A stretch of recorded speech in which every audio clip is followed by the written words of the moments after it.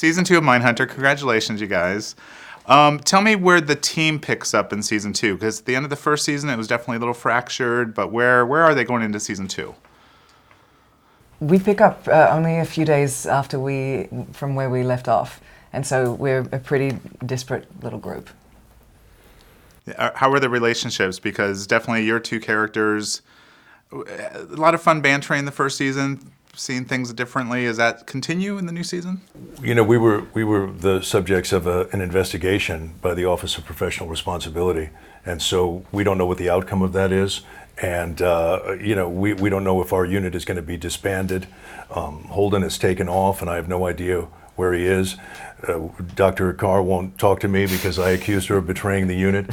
So we're very much internally divided at the beginning of Season 2. Yeah, and last we saw Holden, he was a little bit of a mess on the floor. Yeah. Is he recovered? Taking a nap. Yeah, he just needed a nap, and then he's going to be fine. a little crying, a little nap. Yeah, I just had to get it out, so I just got to cry it out. Okay. How is he doing emotionally and I guess physically? Where do we pick him up in the new season? I think, as ever with Holden, how he is doing emotionally and how he thinks he's doing emotionally is often different. But I think he's ready to get back in the game.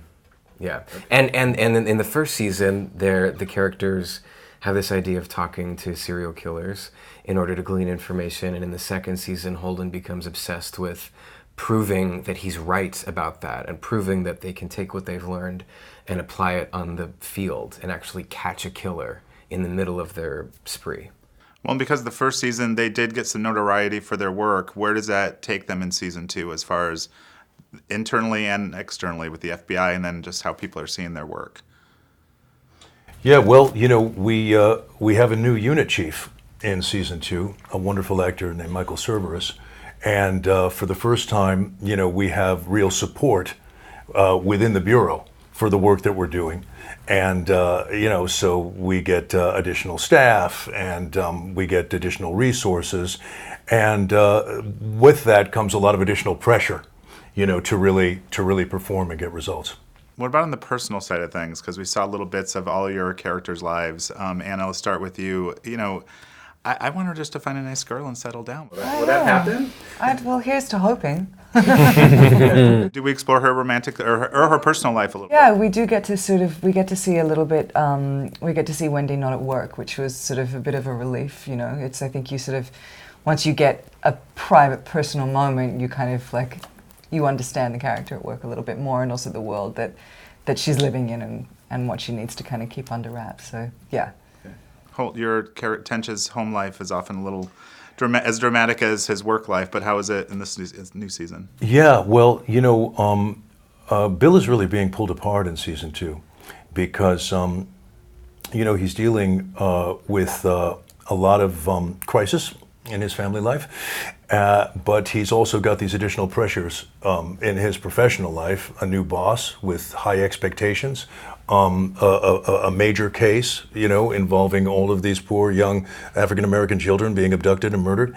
And so there's a tension that's created for Bill wanting to be in two places at one time, wanting to be a good husband and a good father, but also wanting to be, a good detective and a good FBI agent. Yeah. Jonathan, what about with Holden?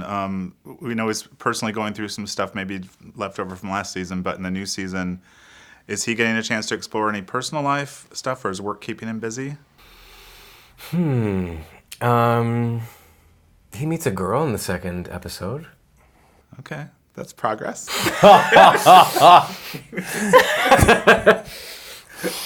That's crazy. I don't want to give away what that leads to, but yeah. Okay.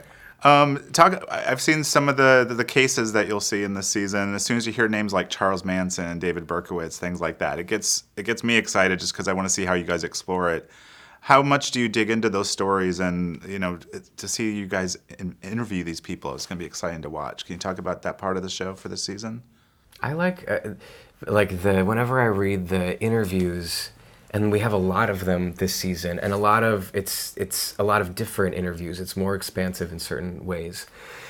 I love how the writers and how David have developed the interviews where it's not just sort of like a lecture on any particular killer, or it's not a sensationalized celebration of sorts of any particular killer, but it has to do with the study that we're doing, and the dynamics of the interview are as much about gleaning the information as how we glean the information. So there's always so many complex character perspectives and sort of a lot of energy in the air that's not just sort of acknowledging what that killer did. It's more, there's a bunch of different points of view. All right. Well, thank you so much. I'm excited to see more. I've seen 3 episodes. It's good stuff. We talked a week or so ago, and I love it. I love it. So congrats.